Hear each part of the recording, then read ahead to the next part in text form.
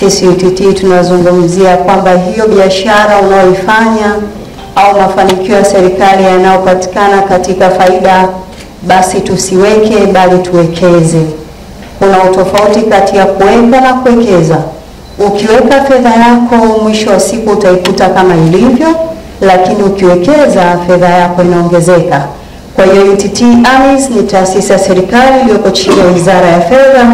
Kazi yetu tunafanya ni uwekezaji wa pamoja, ambapo tunakusanya pesa ya Mtanzania mwenye kipato kidogo kuanzia shilingi 10,000 na kuendelea.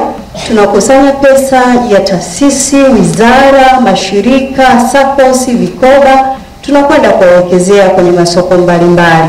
Soko la kwanza tunaenda kuwekeza kwenye soko la fedha, ambapo tunazungumzia bondi za serikali za muda mrefu, muda mfupi, tunazungumzia fixed deposit, tunazungumzia corporate bond, core account, na pia kuna soko la pili linaitwa soko la mitaji, ambapo tunazungumzia masoko ya hisa. Kwa hiyo ukiwa mteja UTT, fedha yako tunakwenda kuizalisha kwenye hayo masoko mawili ili uweze kupata faida. Sasa swali ambalo nakutana nalo, kwa nini hela yako ilete UTT wakati hata wewe unaweza ukanunua bondi za serikali, hata wewe unaweza ukawekeza kwenye core account au corporate bond, hata wewe unaweza ukanunua hisa? Tunasema hivi, ukileta fedha yako UTT AMIS utapata faida nzuri zaidi kuliko kuingia kama wewe kwenye hayo masoko. Kwa nini? Kwa sababu sisi tunakusanya pesa za watu wengi kutoka sehemu mbalimbali. Mpaka wakati huu tumekusanya trilioni 2.7. Kwa hiyo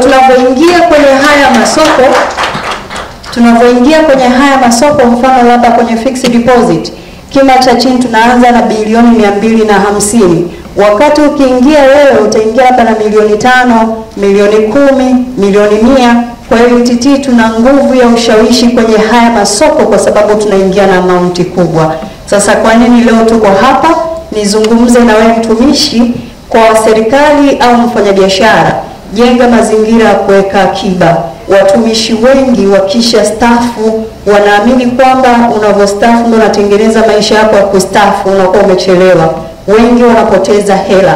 Kila mwaka wastaafu wanaopewa pensheni yao 60% mpaka 80% ndani ya miezi 6 wamepoteza hela zao. Kwa nini? Kwa sababu hawajatengeneza mfumo wa kustaafu toka alivyoweza kuajiliwa.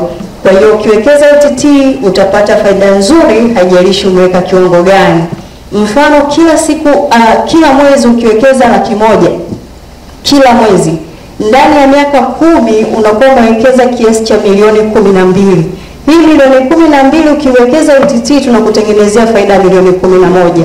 Kwa hiyo ndani ya miaka 10 ukiwa unachangia 100,000 unajikuta uwekezaji wako na milioni 23. Kuna mtu mwingine anaweza kuwa na milioni 5 tu ukaweka kwa mkopo. Ndani ya miaka 10 tunakuzalisha faida ya milioni 10, then unajikuta na milioni 15. Kwa hiyo uwekezaji wa UTT sio fedha nyingi. Unaweza ukaangalia matumizi yako ya lazima na ambayo sio lazima. Sio kila michango ya harusi ukachangia na sio kila siku ukanunua nguo na sio kila kitu unachokiona ukaweza kukigharamia.